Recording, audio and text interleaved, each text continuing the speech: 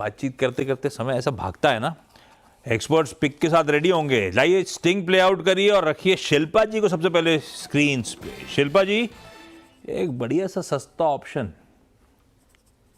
हाँ जी बिल्कुल आशीष जी, सस्ता ऑप्शन रहेगा इंडियन बैंक में। इंडियन बैंक यहाँ पे रोलोवर्स में भी स्ट्रेंथ दिखा रहा है, बैंकिंग सेक्टर भी बहुत स्ट्रेंथ दिखा रहा है रोलोवर्स में। तो मुझे लगता है यहाँ पे 540 का अगर आप स्टॉप लॉस भी मेंटेन करेंगे तो इंडियन बैंक कैन डू 580 से लेके 600। तो यहाँ पे 560 का कॉल ऑप्शन जो रफली 18 रुपए में अभी ट्रेड कर रहा है, आप इसमें पार्टिसिपेट कीजिए। स्टॉप लॉस आप यहाँ पे 13 रुपए का रखिए। पहला टारगेट रहेगा 23 का, इसके ऊपर सस्टेन होता है तो 28 से लेके 32 के भी नेक्स्ट टारगेट हो सकते हैं। ओके, चलिए अब राजेश जी के पास चलते हैं। एक एफएनओ सुपरस्टार के लिए राजेश जी क्या पिक किया आपने? तो जी देखिए, मुझे लगता है कि आज आईटी में वीकनेस है और जिस तरह से बाजार में थोड़ा बहुत आप प्रॉफिट टेकिंग कह सकते हैं या इनफैक्ट थोड़ा बहुत आईटी में एक रिवर्सल दिख रहा है, तो यहाँ पे एक स्विंग ट्रेड बनता है। स्टॉप लॉस होगा 270 का, विप्रो सेल करे, मेरे हिसाब से ये 250 तक गिरेगा। ओके, विप्रो ये सेल करें, इस पर एक सेल ट्रेड आ गई है। चंदन जी आपने क्या पिक किया चार्ट का चमत्कार में? बिल्कुल, देखिए कहीं ना कहीं बाज़ार में थोड़ा सा वापस एफएमसीजी कंजम्पशन पे भरोसा दिखाना पड़ेगा।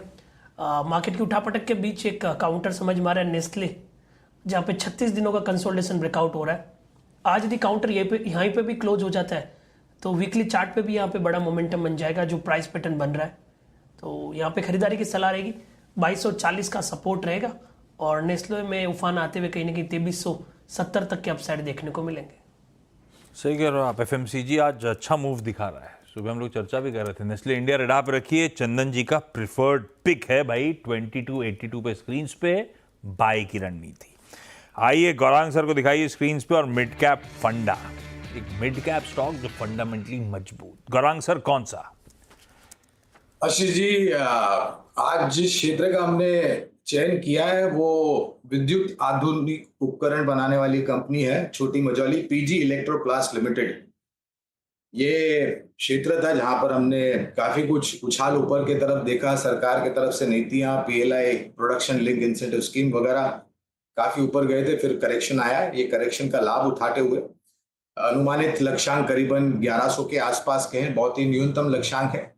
नतीजे बेहतर आए तो लक्ष्यांक में परिवर्तन होगा। अनिवार्य होगा ये कहना कि ये बुनियादी दर के आधार पर लंबी अवधि के लिए है, तो आपके पास पर्याप्त समय सीमा होनी जरूरी है।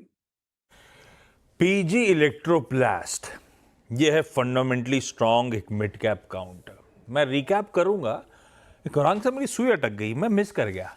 आपने क्या समझाया? ये विद्युत कौन सा उपकरण, ईएमएस सर्विसेज बताना चाहते थे आप? हाँ जी, विद्युत आधुनिक उपकरण यानी कि इलेक्ट्रॉनिक मैन्युफैक्चरिंग एंड सप्लाई। वाह, देखा अब इतना टफ कर देते आप पेपर की, बड़ा मुश्किल हो जाता मेरे लिए। मैं लिख रहा था उसके बाद विद्युत के आगे गड़बड़ा गया मामला। खैर रिकैप कर रहा हूं। शिल्पा जी ने सस्ता ऑप्शन के तौर पे इंडियन बैंक, रोलोवर्स मजबूत हो रहे हैं। उनका मानना है 600 तक जाने की तैयारी कर रहा है। उस तेजी को कैसे राइड करेंगे? 560 का कॉल लेंगे इंडियन बैंक का, 18 के आसपास लिया है, 1835 पे है। अपन 23 से लेकर 32 तक के टारगेट्स के लिए अप्रोच कर रहे होंगे। सतपुते साहब एफएनओ सुपरस्टार के तौर पे आईटी, जिसमें वीकनेस खुलते से ही दिख रही है, विप्रो को सेल कर रहे हैं।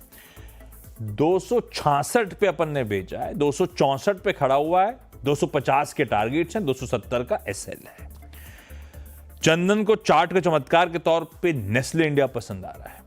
ये तेजी पिक होगी। 2282 पे लिया है, 2284 पे खड़ा है, 2240 का स्टॉप है, 2370 के टारगेट्स हैं। बड़ी अपसाइड शायद दिखाए। और फंडामेंटली ये विद्युत उपकरण वाली कंपनी नहीं, ईएमएस सेवाएं मुहैया कराने वाली कंपनी पीजी इलेक्ट्रोप्लास्ट पसंद आती है गौरांग सर को लंबी अवधि के लिए। आज से 1100 का टारगेट है। ओके